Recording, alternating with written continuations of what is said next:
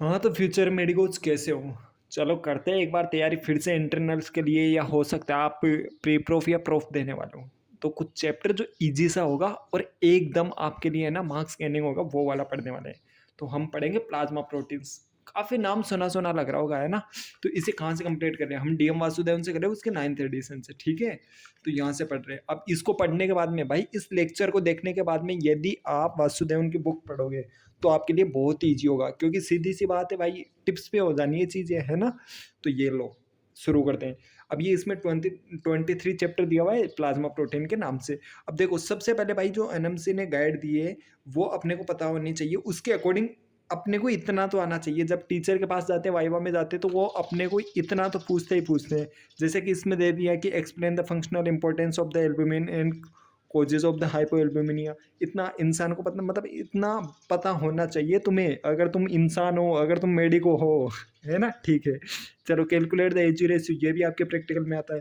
तो इसमें क्या क्या दे रखा है, देखो आपको क्या पता होना चाहिए कि enumerate the different plasma protein and their function, describe the method of estimation and fractionation by electrophoresis, और estimate total protein and albumin and calculate the AG ratio. Functional importance of the albumin हो गया, causes of the hypoalbuminaemia हो गया, list the different different transport protein and their alternation हो गया। और ये acute phase reactant protein, ये भाई मेरे आया था एग्जाम के अंदर, एक्यूट फेज रिएक्टेंट प्रोटीन ये मेरे एग्जाम में आया था, तो हो सकता है आपके भी याद आए, ठीक है? चलो आगे करते हैं, इसमें और कुछ ज़्यादा इंपॉर्टेंट है नहीं। यहाँ से इंट्रोडक्शन। अब इंट्रोडक्शन में दिया हुआ है कि जो टोटल ब्लड वॉल्यूम होता है 4.5 से 5 लीटर होता है, जो कि आपको पता है। उसमें से इतना 55 से लेके 60% तक प्लाज्मा होता है। फिर उसमें क्या कहते हैं, एंटीकोगुलेंट मिक्स करते हैं, सेंट्रीफ्यूज करते हैं, तो उसमें से आरबीसी डब्ल्यूबीसी तो प्रेसिपिटेट हो जाते हैं, और जो सुपरनेटेंट होता है उसे प्लाज्मा कहते हैं, ठीक है? और इसमें क्या होता है, हिमेटोक्रीट वैल्यू। जब से आप एमबीबीएस के फर्स्ट ईयर में आई, ये नाम सुनते आ रहे हो, पैक्ड सेल वॉल्यूम, है ना? तो वो सब जैसे नॉर्मल बात है, आपने फिजियोलॉजी में भी पढ़ा है, इसमें मुझे नहीं लगता कि आपको कुछ प्रॉब्लम आ रहा होगा, ठीक है? अब नीचे देखने पर क्या होता है, जो सीरम क्या होता है, ये थोड़ा सा ध्यान रखना है ना, कि defibrinated plasma is called serum होता है, और which lacks the coagulation factor including the prothrombin and fibrinogen, including the prothrombin and fibrinogen, ठीक है? यहाँ से चीज़ें याद रखने के लिए कि total protein content of normal plasma 6 to 8 ग्राम पर 100 ml। 6 to 8 ग्राम पर 100 ml में कितना प्लाज्मा प्रोटीन होता है, इतना। उसमें से भी एल्ब्यूमिन कितना होता है, 3.5 से लेके 5 तक, ठीक है? ग्लोबुलिन इतना होता है, फाइब्रिनोजन इतना होता है। और ये क्या होता है, एजी रेशियो, जो एल्ब्यूमिन ग्लोबुलिन रेशियो 1.2 से लेके 1.51 तक होता है, ठीक है? तो आपको ये याद रखना है, 1.2/1 से लेके 1.5/1 तक होता है, ये आपको याद रखना है। तो इसमें क्या याद रखना है, एक तो ये टोटल प्रोटीन वाला याद रखना है, और इनका किस रेंज में होता है, और इसका एजी रेशियो।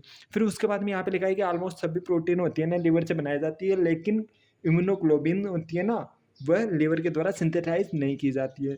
फिर यहाँ पे दिया है कि क्लिनिकल लेबोरेटरी में जो सभी प्रोटीन होती है ना, उसे बायूरेट मेथड से एस्टिमेट किया जा सकता है, लेकिन जो एल्ब्यूमिन होता है उसे ब्रोमोक्रिसोल मेथड से किया जाता है, ठीक है? तो इसमें भी बहुत ज़्यादा है नहीं। फिर आता है इलेक्ट्रोफोरेसिस। आपको पता है भाई, इलेक्ट्रोफोरेसिस होता है ना, इसके अंदर क्या होता है, moment of the charge particle होता है टुवर्ड द, है ना, टुवर्ड द इलेक्ट्रिक फील्ड, है ना? अब इसमें क्या होता है, जो इलेक्ट्रोफोरेसिस होता है ना, इसमें पॉजिटिव वाला जो चार्ज होता है वो तो नेगेटिव पोल की तरफ जाएगा, और नेगेटिव चार्ज होगा वो पॉजिटिव पोल की तरफ जाता है। अब देखो, इसके अंदर क्या होता है, ये किस किस के बेसिस पे जो इलेक्ट्रोफोरेसिस होता है, इसमें जो मोमेंट होता है वो किस पे काम करता है, चार्ज अपॉन में साइज के बेसिस पे। जिसमें चार्ज ज़्यादा होगा और साइज कम होगी, वो एक एक जो इलेक्ट्रोफोरेसिस के लिए जो इलेक्ट्रोफोरेसिस करेंगे तब सबसे ज़्यादा दूर जाएगा, ठीक है? उसका मोमेंट सबसे ज़्यादा होगा। तो एल्ब्यूमिन होता है ना, albumin having the maximum negative charge and less molecular weight, it migrate maximum, तो ये सबसे ज़्यादा दूर जाता है। Usually 5 fraction separated on electrophoresis are quantified by scanning the measurement of their intensity. तो इसके अंदर देखो, आपको 5 फ्रैक्शन दिए हुए हैं। देखो भाई, इधर देखो, दिख रहा है ना आपको? अरे मस्त मस्त मजा आएगा भाई पढ़ने में। तो ये आपको दिख रहा है ना, यहाँ पे ये ग्राफ है ना, 23.1, 23.2, 23.3। तो इसमें ये वाला ग्राफ पढ़ाता हूँ मैं आपको, है ना? देखते ही तो डर लगेगा, पर कुछ भी नहीं है भाई, नॉर्मल चीज़ है। ऊपर देखो ग्राफ में, सबसे पहले यहाँ से देखना, एल्ब्यूमिन लिखा हुआ है, मतलब ये एल्ब्यूमिन है, ये अल्फा 1 है, अल्फा 2 है, बीटा है और ये गामा है, ठीक है ना?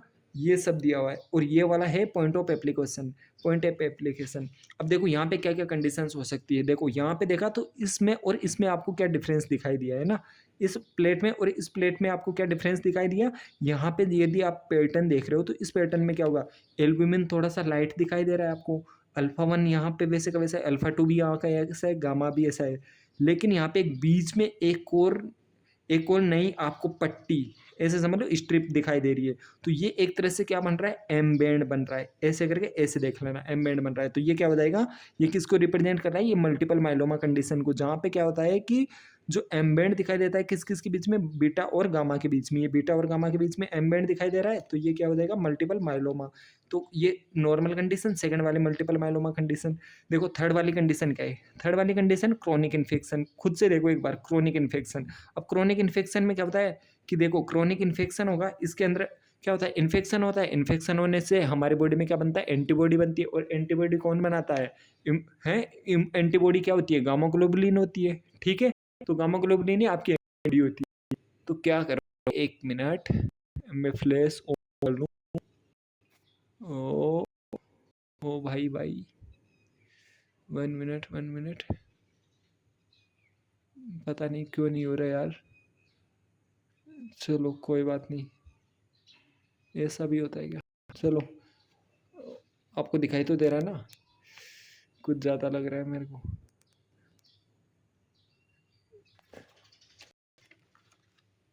अब सही से दिखाई दे रहा होगा। तो क्या होगा? देखो सेकंड वाली होगी ये अब इन्फेक्शन आपको पता है क्या होती है?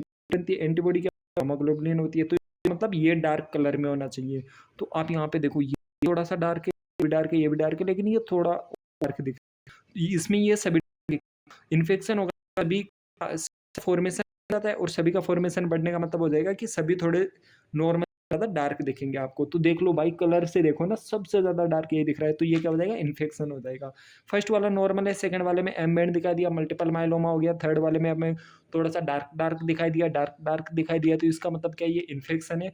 अब चलो फोर्थ कंडीशन में आते हैं भाई। फोर्थ कंडीशन में देखते हैं, आपको लग रहा है लाइट कलर का यही है क्या? एल्ब्यूमिन लाइट कलर का है, मतलब एल्ब्यूमिन लाइट कलर का है और इसमें आपको अल्फा 2 थोड़ा सा डार्क कलर का दिखाई दे रहा है, बाकी सब नॉर्मल है। तो ये कौन सी कंडीशन होगी? ये होगी नेफ्रोटिक सिंड्रोम। Nephrotic syndrome.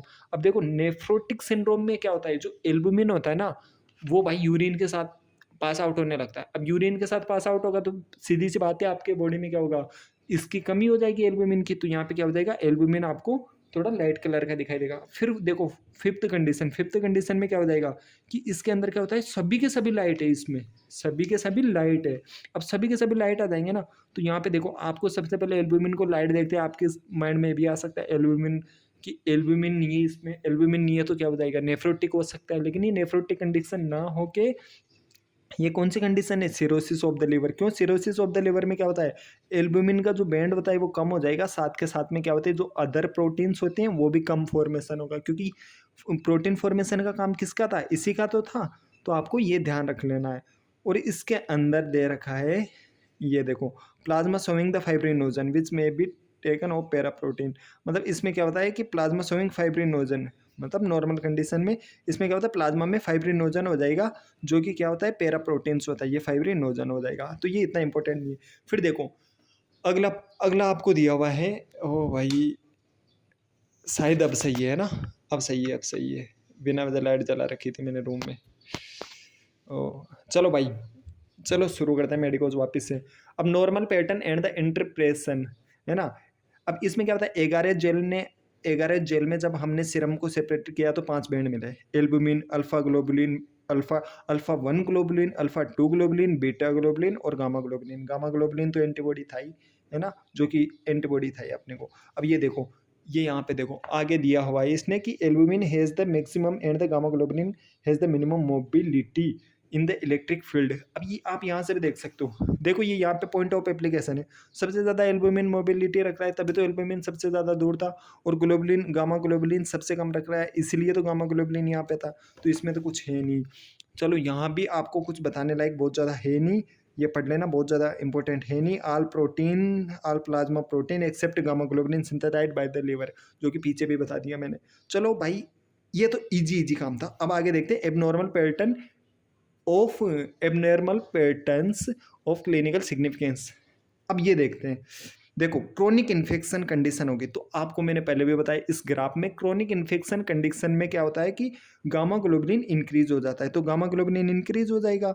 और but the increase is smooth and wide based, मतलब हल्का सा होगा और वाइड बेस में होगा।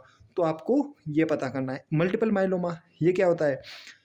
मल्टीपल माइलोमा में क्या होता है कि पैराप्रोटीनिमियाज होता है। A sharp spike is noted stem embed, मतलब क्या होता है इसमें एक थोड़ा सा शार्प स्पाइक रहता है, मतलब शार्प थोड़ा सा ऐसा होगा कि एक नुकीला कोना होगा जो कि आपको दिखाई देगा। यो यो वाला भाई, यो यो हनी सिंह है।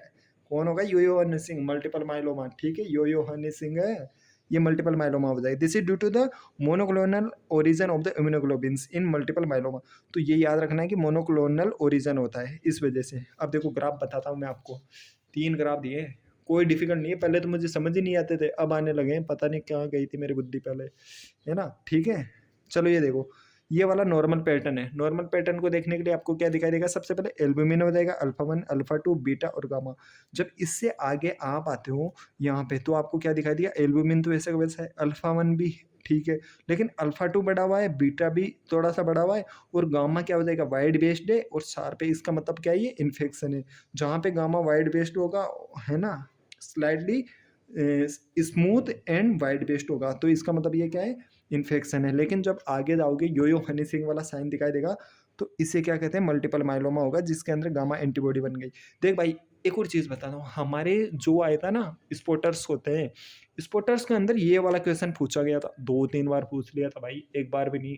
तो बढ़िया है, मेरे को तो वो मतलब ऐसे करके वो दोस्त ने बता दिया था, वरना मेरे खुद के लगे पड़े थे। मतलब उस टाइम तो कुछ आता जाता था नहीं, पढ़ाई नहीं था इतना, तो फिर बाद में पढ़ा था। तो पहले ये फर्स्ट एंड सेमेस्टर की बात है, जब कॉलेज में आते ही कॉलेज लाइफ को एंजॉय कर रहे थे, कुछ पता ही नहीं चल रहा था कॉलेज में क्या हो रहा है, तो ऐसे करके। ठीक है, चलो भाई, थक गया, है ना?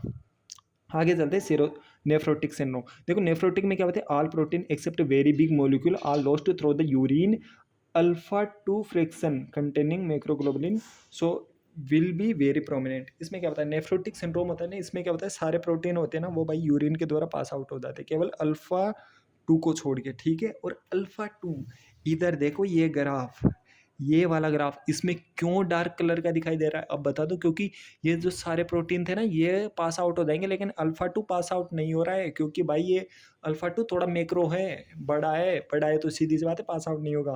फिर उसके बाद में सिरोसिस ऑफ द लिवर, कि हमें पता है कि एल्ब्यूमिन होते हैं ना, वो लिवर के द्वारा, एल्ब्यूमिन होता है ना, वो लिवर के द्वारा बनाया जाता है, तो एल्ब्यूमिन का लेवल कम हो जाएगा। अब एल्ब्यूमिन का लेवल कम होने से क्या होता है? इसके कंपनसेट करने के लिए क्या होता है? जो ग्लोबुलिन्स होते हैं ना, ग्लोबुलिन्स बनाए जाते हैं, ठीक है? तो बस ये इतना सा याद रख लो, बाकी ज़्यादा नहीं है, ग्लोबुलिन बनाए जाते हैं। फिर उसके बाद में चलो यहाँ तक तो कुछ है नहीं। अब जनरल सी बात है भाई, एल्ब्यूमिन पे आ गए हम लोग, है ना? यहाँ तक पढ़ दिया तुमने भाई, रटाया है मैंने एकदम से, बिल्कुल याद करवा दिया, तो मुझे नहीं लगता कि इसमें तुम लोगों को कुछ ज़्यादा समस्या आनी चाहिए। एल्ब्यूमिन, देखो एल्ब्यूमिन कहाँ से डेराइव हुआ है? White precipitate of the egg से बना है, तो इसमें भी याद करने वाली चीज़ नहीं है। मेन फंक्शन एल्ब्यूमिन होता है ना, वो हिपेटोसाइट के द्वारा बनाया जाता है, तो इसको लिवर फंक्शन टेस्ट में काम में लिया जाता है। हिपेटोसाइट बनाती है, लिवर फंक्शन टेस्ट में काम लेते हैं। और एल्ब्यूमिन होता है ना, फिर उसके बाद में छोड़ो, यहाँ पे आ जाओ, यहाँ पे हाफ लाइफ इतना कुछ याद नहीं करना आपको, सीधी सी बात है, यहाँ पे आओ फिर डायरेक्ट ही, है ना? ये लो, हाँ, functions of the albumin. Albumin के 4 फंक्शन आपको याद रखने हैं, है ना? कौन कौन से होते हैं? Maintenance of the colloid osmotic pressure, transport system, buffering action and nutritional role. Colloid osmotic pressure of plasma, ये क्या होता है? Colloid osmotic pressure of the plasma, देखो इसके बारे में लिखा हुआ है कि total osmolality of the serum is the 278 to 305 होती है, 278 से लेकर 305 मिली ओस्मोल पर केजी के बराबर होती है। तो आपको याद रखना है, ये आगे भी काम आएगा वाटर एंड इलेक्ट्रोलाइट में, कि ओस्मोलेलिटी कितनी होती है? 278 से 305 मिली ओस्मोल पर केजी के बराबर होती है। और ये होती है ना, ये मेनली किसके द्वारा प्रोड्यूस की जाती है? मेनली प्रोड्यूस की जाती है हमारे शरीर में जो आयंस होते हैं ना, जो सोल्ट्स होते हैं, वो जो पास आउट होते हैं आईसीएफ से लेकर ईसीएफ के बीच में, उनके द्वारा बनाए जाते हैं, है ना? तो ये ऑस्मोटिक प्रेशर जनरेट करता है। लेकिन इफेक्टिव ऑस्मोटिक प्रेशर कौन करता है? जो प्रोटीन्स होती है ना, वो इफेक्टिव ऑस्मोटिक प्रेशर जनरेट करती है, ठीक है? इफेक्टिव ऑस्मोटिक प्रेशर कौन करती है? प्रोटीन। अब प्रोटीन में भी क्या होता है, जो एल्ब्यूमिन होती है ना, वो 80% कंट्रीब्यूट करती है भाई उसमें, जो इफेक्टिव ऑस्मोटिक प्रेशर जनरेट करने में एल्ब्यूमिन है, ठीक है? तो ये बोल रहा है कि the maintenance of the blood volume is dependent on the effective osmotic pressure. मतलब क्या होता है, जो ब्लड का वॉल्यूम होता है, जो ब्लड वॉल्यूम होता है ना, उसका मेंटेनेंस किस पर डिपेंड करता है? इफेक्टिव ऑस्मोटिक प्रेशर पर डिपेंड करता है। तो आपको ये ध्यान रख लेना है। और ये बोल रहा है कि any fall in the albumin, यदि एल्ब्यूमिन आपके ब्लड में क्या होता है, कम हो जाता है, तो क्या होता है, जो फ्लूइड होता है ना, वो क्या होता है, एक्स्ट्रा वेस्कुलर कंपार्टमेंट में जाके क्या होता है, जमा हो जाता है, इससे एडिमा हो जाता है। अब देखना तुम ये चीज़, ये एडिमा कितनी जगह आता है, अब बताता हूँ मैं तुम्हारे को। देखो देखो यहाँ पे दिया हुआ है कि if protein concentration of the serum is reduced then the effective osmotic pressure is correspondingly decrease. सीधी सी बात है भाई, प्रोटीन की कंसंट्रेशन कम हो गई तो इफेक्टिव ऑस्मोटिक प्रेशर भी कम हो जाएगा। और क्या हो जाएगा, जो ब्लड होगा, जो ब्लड वेसल्स हो गए ना, उनमें वाटर नहीं हो पाएगा, तो जो टिश्यू होगा ना, उसके अंदर वाटर इकट्ठा हो जाएगा, और इसे एडिमा कहते हैं। सेकेंड टाइम आ गया, oedema is seen in the conditions where albumin level is decrease 2 gram per decilitre L है। और एल्ब्यूमिन की रेंज क्या थी, 3.5 से लेकर 5 ग्राम पर डेसीलीटर है, ठीक है? तो यदि इससे कम हो जाएगा तो वहाँ पे क्या होता है, एडिमा हो जाता है। तो भाई ईजी सा है और रट गया मेरे को, तो जहाँ तक लग रहा है भाई, मेरे को खुद को याद हो रही है चीज़ें, आपको भी याद हो गई होगी। देखो ट्रांसपोर्ट सिस्टम, एल्ब्यूमिन होता है ना, वो कैरियर प्रोटीन की तरह कार्य करता है। कैसे? जो ब्लड होता है ना, वो क्या होता है, हाइड्रोफिलिक होता है, तो हाइड्रोफिलिक सब्सटेंस इससे कैरी हो सकता है। लेकिन जो कुछ हाइड्रोफोबिक, मतलब जो लिपिड के मॉलिक्यूल होते हैं, उनको कैरी करने के लिए एल्ब्यूमिन होता है। एल्ब्यूमिन किस किस को करता है, देखो, बिलिरुबिन को और नॉन एस्टिफाइड फैटी एसिड को। और ड्रग्स हो गया कुछ, जैसे सल्फा एस्प्रिन, हार्मोन्स हो गए, मेटल्स हो गए, जैसे हार्मोन में भी स्टीरॉयड हार्मोन, जैसे स्टीरॉयड हार्मोन, थायरोक्सिन, ये सब हो गए, ठीक है? तो ये याद रख लो किस किस को एल्ब्यूमिन होता है ना, एल्ब्यूमिन, बिलु ए बी। तो कैसे याद रखोगे, बिलुरुबिन, है ना, और एन एफ ई ए, नॉन एस्ट्रिफाइड फैटी एसिड, ये हो गया, हार्मोन्स हो गए, और स्टीरॉयड हार्मोन्स लिख लेना इसमें, ठीक है? तो इसमें कुछ है नहीं। बफरिंग एक्शन, तो बफरिंग एक्शन में क्या बोलते हैं, all protein have buffering capacity because सभी जो प्रोटीन होती है ना, उनकी बफरिंग कैपेसिटी होती है, क्योंकि उनकी क्या होती है, हाई कंसंट्रेशन होती है ब्लड में, और जो एल्ब्यूमिन होती है उसकी सबसे ज़्यादा बफरिंग कैपेसिटी होती है। फिर न्यूट्रिशनल फंक्शन तो इतना ज़्यादा याद रखना नहीं है। फिर उसके बाद में देखो, clinical significance of the albumin, भाई ये तो आपको आना ही चाहिए। क्लिनिकल सिग्निफिकेंस, ये तो चीज़ें पूछते हैं। नॉर्मल वैल्यू आपको पता है 3.5 से लेकर 5 ग्राम पर डेसीलीटर तक हो जाता है, ब्लड ब्रेन बैरियर की तरह। भाई जो एल्ब्यूमिन होता है ना, वो क्या करता है, फैटी एसिड के मिलकर कॉम्प्लेक्स बना लेता है। एल्ब्यूमिन होगा ना, ये फैटी एसिड के साथ में मिलकर एक कॉम्प्लेक्स बना लेगा। अब जो कॉम्प्लेक्स होगा ना, वो ब्लड ब्रेन बैरियर को पार नहीं कर पाएगा, है ना? हाँ, can not be taken up by brain. अब ये क्या हो जाएगा, ब्लड ब्रेन बैरियर, मतलब ये क्या होता है, उससे पार नहीं कर पाता, है ना? अब पार नहीं कर पाता। फिर उसके आगे चलते हैं, ड्रग इंट्रैक्शंस। मतलब ड्रग इंट्रैक्शन में क्या होता है, when two drugs having high affinity to albumin administered together there are may be competition for the available sites, इसमें one such as the clinical significant drug infection. अच्छा, अब देखो इसमें क्या होता है, ड्रग इंट्रैक्शन में क्या होता है, यदि कोई भी आपने 2 ड्रग दी है, जो कि उनके बीच में क्या होता है, जो कि एल्ब्यूमिन के लिए हाई एफिनिटी दिखाते हैं, तो उनके बीच में कॉम्पिटिशन होता है एक्टिव साइट के लिए, ठीक है?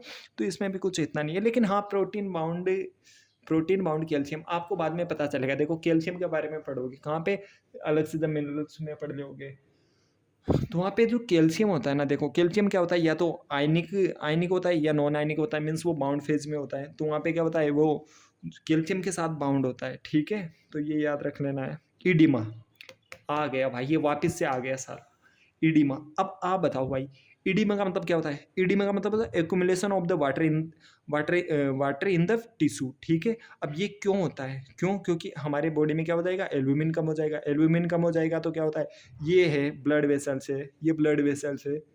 अच्छा चल जा भाई, अरे यार कॉपी लाने दो ना, कितना क्या है यार, ये ब्लड वेसल है। एल्ब्यूमिन, इसमें सोचो सभी प्रोटीन्स रखी हुई है, ये प्रोटीन्स है। अब इसमें क्या होगा, एल्ब्यूमिन मैक्सिमम होती है, क्योंकि 80% ऑस्मोटिक प्रेशर यही देती है। तो क्या होता है, बॉडी में यदि एल्ब्यूमिन कम हो जाएगा, कम, है ना? तो कम को कैसे लिखूँ? हिंदी चल जाएगा ना? मैं हिंदी मीडियम से हूँ तो थोड़ा-सा बार-बार वही निकल के आता है। ये कम हो गई, कितना? यदि 2 ग्राम पर डेसीलीटर से कम हो जाएगा, तो क्या होता है? वाटर होगा ना भाई, वाटर। ये बाहर आने लगेगा, ये सोचो पानी है, ये टिश्यू के अंदर हो जाएगा, ये टिश्यू है। अब इसके अंदर ये फूल टिश्यू के अंदर आ जाएगा, टिश्यू के अंदर रहेगा तो क्या हो जाएगा? इसे क्या बोलते हैं? इडिमा बोलते हैं। तो यही समझाएगा, अब ये देखना तुम। अब ये क्यों हो सकता है? चलो बताओ भाई, इडिमा क्यों हुआ? क्योंकि आपकी बॉडी में क्या कम था? एल्बुमिन। अब एल्बुमिन क्यों कम हो सकता है? या तो आपने खाया कम, ठीक है? तो मेल न्यूट्रिशन, या फिर हो सकता है आपके बॉडी से एल्बुमिन यूरिन से भी तो पास आउट हो रहा था ना, तो नेफ्रोटिक कंडीशन हो सकती है, नेफ्रोटिक कंडीशन हो सकती है। या एल्बुमिन हमारी बॉडी में बना ही कम, तो बनाता कौन था? लीवर। तो लीवर में कौन सी कंडीशन होती है? सिरोसिस ऑफ द लीवर हो जाएगा। या फिर उसके बाद में क्या हो जाएगा? एक चौथी कंडीशन जो थोड़ी सी स्पेशल है, देखो, या तो खाया कम, या बना कम, या पास आउट हो गया, या एक चौथी कंडीशन होती है जहाँ पे होता है क्रोनिक कंजेस्टिव कार्डियक फेल्योर। मतलब क्या होता है क्रोनिक कंजेस्टिव कार्डियक फेल्योर में? क्या होता है कि आपके जो वेनस का कंजेशन होता है, देखो मैं आपको बुक में बताता हूँ। हाँ, थक गया भाई। सुनो यार, इसे है ना, सब्सक्राइब तो कर देना यार चैनल को। मतलब मैं आपको बताता हूँ, चलो आप भी 2 मिनट सुन लो, है ना? मतलब मैं ये वीडियो बनाया तो वीडियो क्वालिटी पहले मोबाइल से रिकॉर्ड करने से अच्छी नहीं आ रही थी।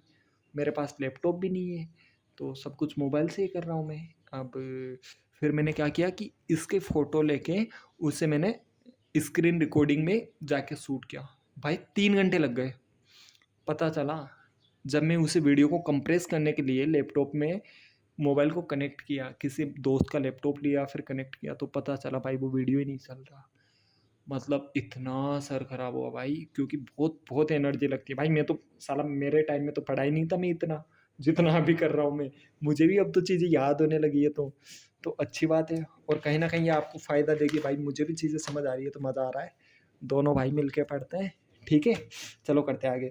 चौथी कंडीशन कहती है कि chronic congestive cardiac failure, the venous congestion will cause the increased hydrostatic pressure and pitting oedema, pitting oedema of the pit में रिजल्ट। अब इसमें क्या होता है? क्रोनिक जो कार्डियक फेल्योर होता है इसके अंदर पिटिंग एडिमा होता है, और वो कहाँ पर होता है?